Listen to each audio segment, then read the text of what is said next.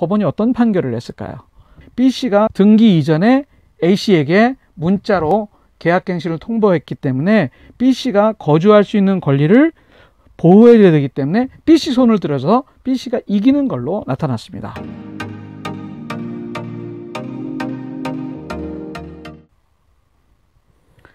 안녕하세요. 엉클제이도 혼돈 주간 경제 뉴스. 오랜만에 여러분 찾아뵙습니다. 오랜만에 뵈면서 많이 변했죠? 더운 여름을 지내면서 여러 가지 마음 정리도 하고 계속 이런 모습이 될지 아니면 또 깨끗한 모습으로 뵐지 어떻게 뵈될지 모르겠지만 일단 오늘 녹화는 이런 모습으로 제가 그리고 긴 팔을 입었어요. 쳐서 백로가 지났더니 아침 저녁으로 굉장히 서늘해지기도 하지만 오늘 밖에 비가 와서 그런지 날씨가 선선해서 제가 좀 가을 느낌을 느끼기 위해서 이렇게 찾아뵙습니다. 9월 첫 주 뉴스 중에 정치권 뉴스도 굉장히 복잡하고 코로나 관련 얘기도 굉장히 많아서 묻히기 쉬운 얘기들 몇 가지를 좀 생각해 봤는데 찾아봐도 주식시장도 뭐 얘기가 많긴 하지만 부동산 얘기를 안 할 수가 없어서 이게 사는 문제잖아요.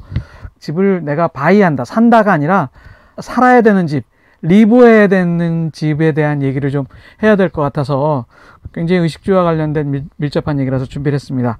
4년 전세 굳어지나 세입자 거주권 우선 판결이 따라 뭐 이런 얘기가 나왔습니다. 지난 30년 동안 주택임대차보호법은 일단 계약을 하면 2년 동안은 거주권을 지켜주는 걸로 그렇게 지속되어 왔는 지난 7월 달에 작년 7월 달이죠. 벌써 1년이 넘었는데 주택임대차보호법이 변경되면서 2년 추가적으로 한 번 더 계약을 갱신할 수 있는 권리가 세입자한테 있고 임대자는 그럴 경우에 임대료를 5% 이상 올리지 못하는 걸로 주택임대차보호법이 변경되면서 임대인이 실제 거주하겠다, 내가 직접 들어가서 살아야 되겠다, 그럴 경우에는 계약갱신권을 거부할 수 있죠. 내가 들어가야 될 경우는 2년 이후에 또 한 번 계약갱신 요구를 하더라도 그걸 거부할 수 있는 권한이 주어지는 그런 주택임대차보호법이 이제 통과가 돼가서 시행이 되고 있는데 최근에 몇 달 동안 그것과 관련돼서는 법적 분쟁이 몇 개 있었어요. 제가 날짜대로 여러분들한테 설명을 한번 드려볼게요. 2019년 3월 25일에 소유자 A씨는 임차인 B씨하고 2년 동안의 전세계약을 체결했어요.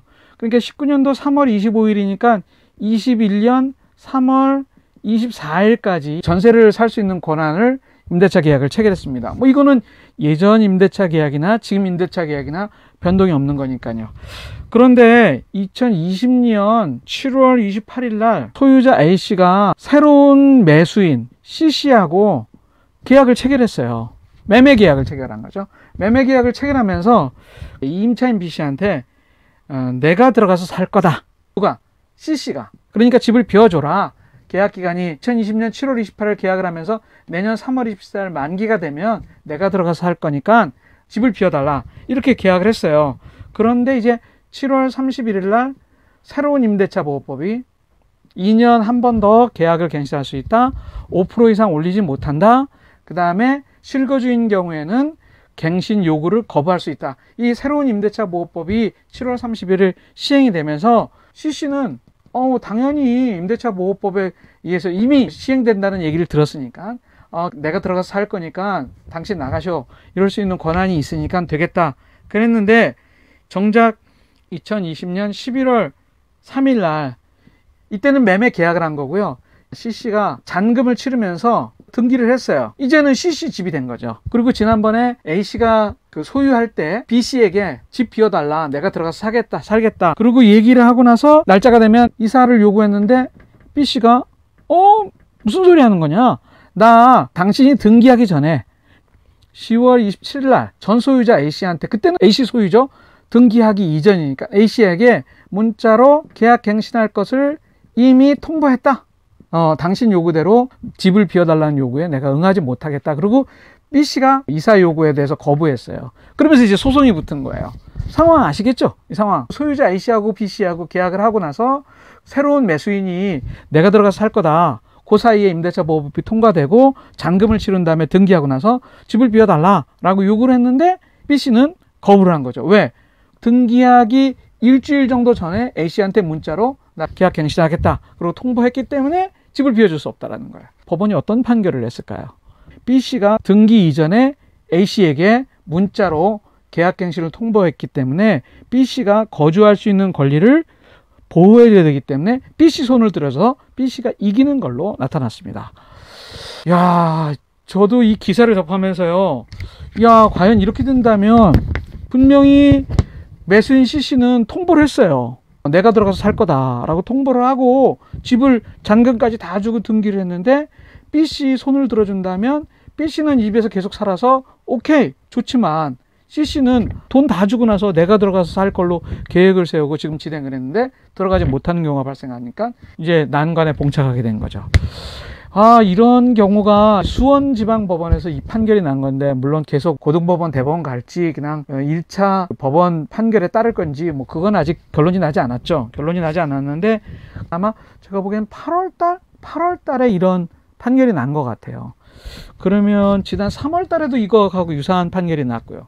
결국 그렇다면 계약갱신 통보, 그 다음에 5% 뭐 이런 것들은 그렇지만 실거주자가 들어가서 살려고 했을 때는 보호받지 못하는, 물론 등기 시점에 따라서 얘기는 달라지죠. 등기하고 요 문자로 통보하는 요 시점에 따라서 달라지긴 하겠지만 결국 임대차 보호법에서는 기존 세입자를 보호하는 쪽으로 판결이 나다 보니까 새로이 매수하는 입장에서는 이게 굉장히 난처하다. 그래가지고 최근에는 뭐 이런 경우도 있죠. 아파트에 매매가가 있으면 신규 매매 일어나고 나서 바로 전세가 설정되는 거는 매매가의 70%, 80% 이렇게 설정되는데 기존 전세 이런 것들은 2년, 4년까지 연장될 수 있기 때문에 매매가에 최근에 집값이 많이 뛰었기 때문에, 그리고 5% 이상 못 올리기 때문에 기존 전세는 50%, 심지어는 40% 정도까지도 형성되는 경우가 있기 때문에 과연 이런 경우에 예를 들면 이게 전세 가격이 경우에 따라서 두 가지의 전세 가격이 형성되는 것도 있지만 매수인이 보호받지 못하고 세입자가 보호받는 이런 판결에 의해서 앞으로 이 주택 매매도 그렇지만 전세 시장도 굉장히 혼란스러워질 수 있는 가능성이 이 판례에서 이제 드러나는 것 같아서 이게 어떻게 이해를 해야 될지 저도 잘 모르겠어요. 저는 부동산 전문가가 아닌데 여하튼 매수인의 입장에서도 불신이 되겠죠. 이게 불신이 공증을 받아가지고 나가겠다는 확인을 한 다음에 매매 계약을 체결해가지고 등기를 하는 뭐 이런 경우까지도 있을 수 있기 때문에 이게 굉장히 좀 난처한 경우가 많이 발생하겠다 싶은 생각이 좀 들기도 합니다. 여러분들도 소유자이든지 또는 임차인이든지 또는 신규 매수인이든지 뭐 이런 어느 경우에 해당되는지 이 케이스를 좀 잘 감안하셔 가지고서 조심할 건 조심하고 계획이 어그러지지 않도록 조금 준비를 해야 되겠다, 뭐 이런 생각이 좀 드는 그런 판례인 것 같아서 제가 여러분들한테 소개를 해드립니다. 계속해서 임차인들의 손을 들어주는 소유자가 법인인 경우도 그렇고 신규 매수인도 법인은 들어가서 살 수가 없잖아요. 그러니까 당연히 임차인 손을 들어주지만 이런 개인 간의 거래에 있어서도 임차인의 손을 들어주는 거는 새로운 어떤 패턴이 아닐까, 그런 생각을 좀 하게 되면서 이 사례를 좀 여러분들한테 소개해 드립니다. 의식주와 관련된 굉장히 주거와 관련된 굉장히 민감한 사항이잖아요. 주택임대보호법이 작년 7월 31일 이후에 또 집값이 많이 올라가면서 이렇게 나타나는 현상이기 때문에 여러분들이 이사 갈 때 뭐 최근에 이제 가을철이 됐으니까 또 이사 가시는 분들도 좀 많이 있고 또 뭐 지금 집을 구입하겠다고 나서시는 분은 없겠죠. 이렇게 집값이 올라가고 있는데 고민하면서 결정해야 될 것 같아서 제가 여러분들한테 간략하게 말씀을 드립니다. 엉클즈의 돈 주간 뉴스 첫 번째 기사는 여기서 줄이겠습니다. 고맙습니다.